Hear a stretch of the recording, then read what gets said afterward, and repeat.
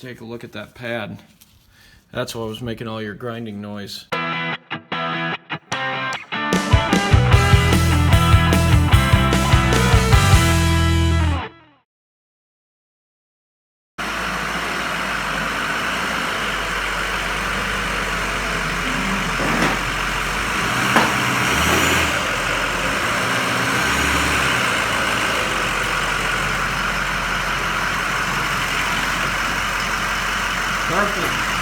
Well, a couple days ago, I noticed it was making a kind of scraping sound when I would press the brakes, and it wasn't stopping very well either.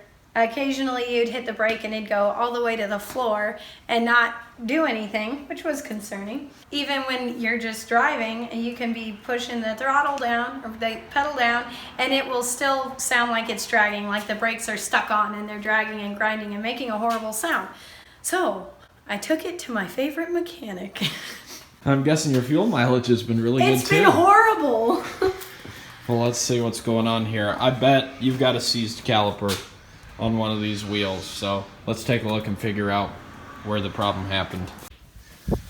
So after checking the brakes over, we found our problem. It's not the outer pad that's ground down into the rotor.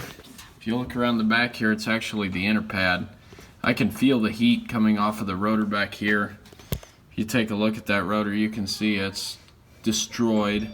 There's metal debris on top of the caliper, so what's going on here is this caliper is probably getting stuck, and then it's the brake pad is constantly dragging, wears it out, and usually end up replacing the caliper assembly, the rotor, and the pads. So let's go grab some parts and we'll get this show on the road. So here's the right rear rotor and caliper.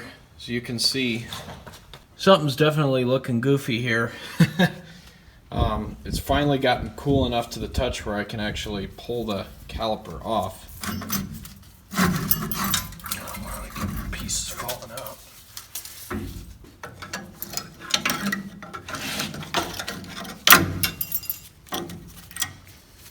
The pads are definitely worn. That pad's still hot. This brake pad is literally wedged between, I don't know if you can see that, but this brake pad here is literally wedged between the caliper bracket and the rotor. You can see it down here as well. This is going to be an interesting one to get apart. I think I'm just going to unbolt the bracket and take it off there. As you can see, the guide pins are free, so we know that wasn't the issue, which leaves us with one other problem, and that's this caliper here.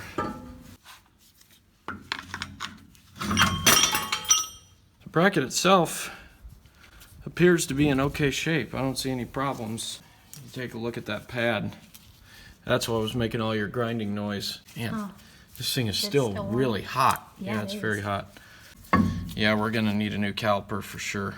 You can see it's dug into it there.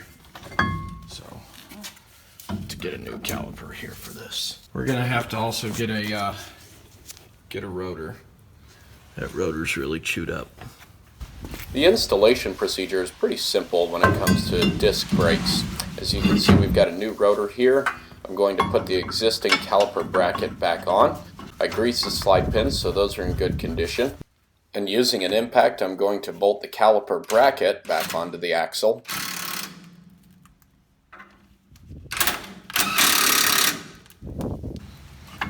Then all that's left to do is install the brake hardware, slide the caliper back on, bolt it to the caliper bracket slide pins, tighten everything up.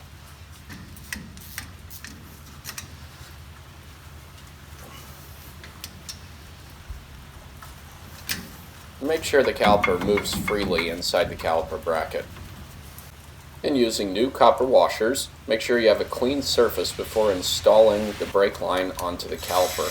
I use my little impact here just to thread it into the caliper the majority of the way, but I always go back and tighten it with a hand wrench so I don't over tighten it. I back the bleeder screw out of the caliper assembly and then let it gravity feed until brake fluid started dripping out of the bleeder screw. And tighten it back up, and you'll want to bleed the brakes later on to make sure you have all the air out of the system. Bleed the brakes to make sure all the air is out, and don't forget to top off the fluid. I'll never forget my dad telling me to take a few seconds and use WD-40 to lubricate the lug nut studs before you put the wheel back on the vehicle. It makes it so much easier to not only install the lug nuts, but remove them next time you go to service the vehicle. Not to mention, if you're on the side of the road with a flat tire, it's going to be so much easier and faster to get the lug nuts off in the event of an emergency.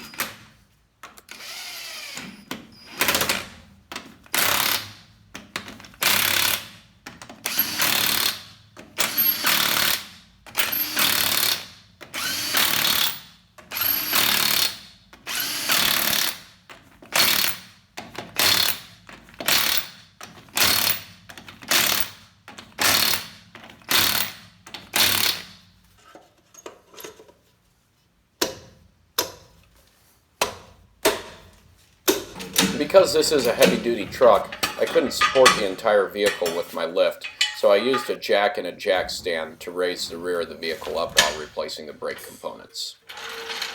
Once everything has been reassembled, don't forget to pump the brakes before you put the vehicle in gear to prevent a possible rollaway.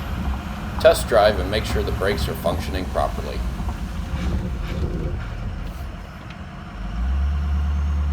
Change some parts. What parts? I'm blinded right now. Hang on, stop. I gotta rehearse this. Say, now repeat after me. The brake pads. Oh yes, brake pads and rotary.